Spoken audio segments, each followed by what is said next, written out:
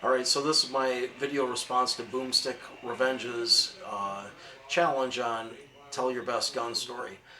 This is my grandfather's rifle that I inherited a while back.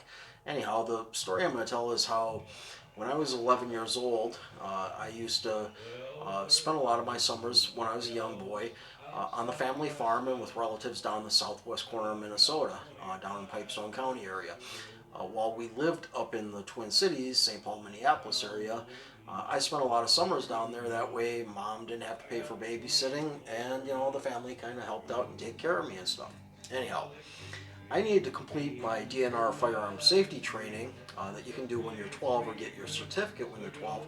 You can go through the training in Minnesota when you're 11.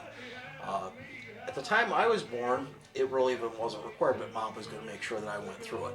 So anyhow, the story is, and my Aunt Marilyn just loves to tell it, and the story changes from year to year because of it, but the way I remember it, the way she does tell it most of the time is that they picked me up. They lived in Pipestone, Minnesota, in town. The family farm was out in the rural area, and they picked me up from the farm to bring me back to the Greyhound bus station. And when they picked me up at the farm, I was bringing this back in a gun sock, or a very loose, soft case at the time. And they weren't aware that that was going to happen. They weren't really sure what was going to go on with that.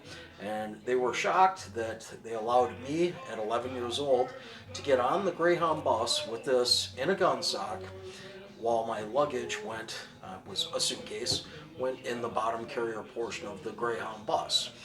And I rode the Greyhound bus from the southwest corner of Minnesota back to the Twin Cities, which, if you drive it straight today, it's about a 4-hour drive, and back then, with the stops that were made along the way, it was at least 6 hours.